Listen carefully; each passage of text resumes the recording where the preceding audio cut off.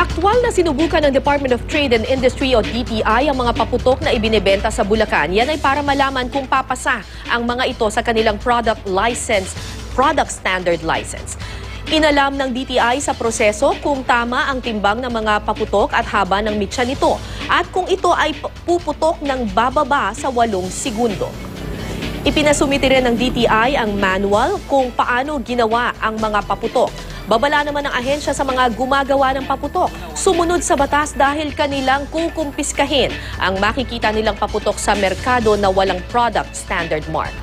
Samantala, sa Zamboanga City, mahigpit na binabantayan ngayon ng Philippine Coast Guard ang transportasyon ng mga paputok sa iba't ibang probinsya bago ang Pasko at Bagong Taon. Ayon sa Philippine Coast Guard, kailangan munang makakuha ng clearance sa PNP ang mga dealer bago nila maisakay sa cargo vessels ang kanilang mga paputok.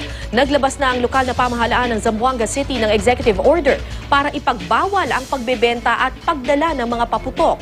Pero maaaring magbenta ang dealers ng kanilang mga produkto sa ibang probinsya tulad ng Basilan, Sulu, Tawi-Tawi, Zamboanga del Sur, Sibugay at Zamboanga del Norte.